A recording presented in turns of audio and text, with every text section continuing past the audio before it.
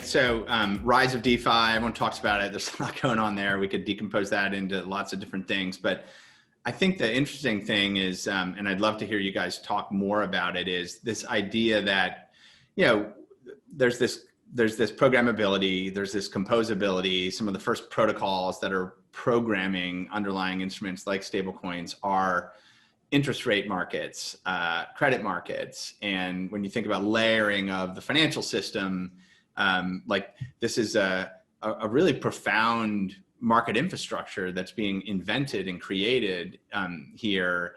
And maybe talk a little bit about that. Matt, you obviously saw this from the Fidelity side of the house, where I think Fidelity is probably one of the biggest money market operators in the world. But as you think about, digital dollars, crypto dollar money markets, the growth of those, functioning of those, and it's obviously very related to DeFi, but how do you think about that? So the way that I think about it, the way that we generally discuss it, is that there were really three foundational building blocks that had to be in place before we got to where we are now. One was around key management and custody. So how can you safely hold these things, either for yourself or on behalf of your customers? And so that has been built out pretty strongly over the past 8 to 9 years. We're to a point where you have large institutions participating, sovereign wealth funds, endowments holding these type of assets. Mm-hmm. The second thing was around the liquidity landscape, just around the spot landscape, and how do you move these assets around safely? So exchanges and OTC desks. And that's pretty well built out. Obviously, there's a long way to go, and the regulatory environment is catching up, and we're seeing a mix shift between the types of institutions there.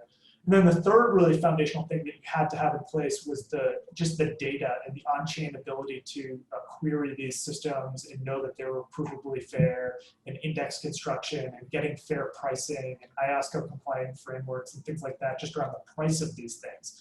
And that's for Bitcoin as well as any other type of open crypto asset. It's really on the foundation of the data, the exchange landscape, in the custody landscape that now you really start to see an unlocking in the capital markets landscape. So if you think about repos and money markets, some of these things that exist in traditional markets, we're just building that again right now, is my view, in the crypto asset space. And so this is a really compelling category, and I think we're going to start to see a lot more flows, just net flows moving into the system by virtue of this is already being built on top of plumbing that was built for Bitcoin and other crypto assets already, and it's institutional tested already.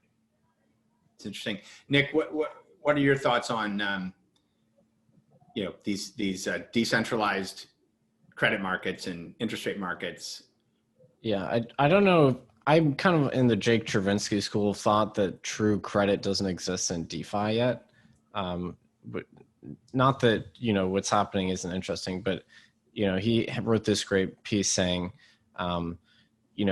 credit requires a notion of identity and, underwriting and analysis of a business or an individual's kind of cash flows and future earning prospects. So, I'm still thinking carefully about whether I want to say that credit exists in DeFi.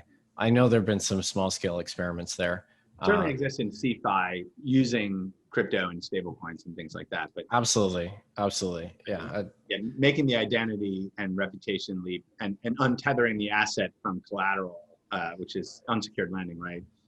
That's not exactly. Happening. Yeah, so that hasn't happened yet. I wouldn't say we have quote unquote maturity transformation. You don't have classic banking activities that occur in DeFi. That said, you have these amazing interest rate swap products, and you have this collateralized lending, which is, like taking out a line of credit against some equity that you hold without sending it, which is a very common, tool in traditional markets, which has now been democratized through DeFi. Any asset that you hold that can have a price in an on-chain context, the price doesn't even need to be from an exchange. It could be from one of these kind of swap facilities. You could take the price from there. Now you can borrow against that and have, automated risk management.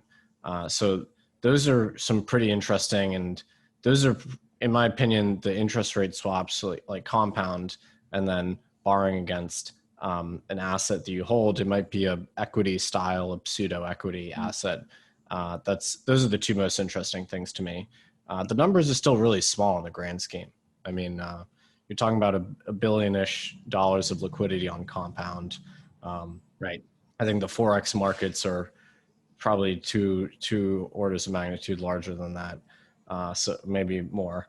Yeah. So we still have a long way to go, but I think some of the exchanges see where this is going. They see that these markets are just turning to foreign exchange clearinghouses. Mm-hmm. You know, the most we see some of these decentralized exchanges specifically optimizing for trading stablecoins. Yeah. They optimize so that the liquidity providers, you know, can earn the return commensurate with the expectation that these assets are not necessarily that volatile relative to each other. So I think some of the utility tokens which powered this were the source of excitement. Some of those utility token theories are getting a little discredited, and we're seeing the growth of tokens which are equity-like, which is probably a bit more interesting in that it comes with more rights, and then just, you know, fiat currency representations of fiat currency on chain. It's weird that it's all dollars. It's 97-ish plus % dollars.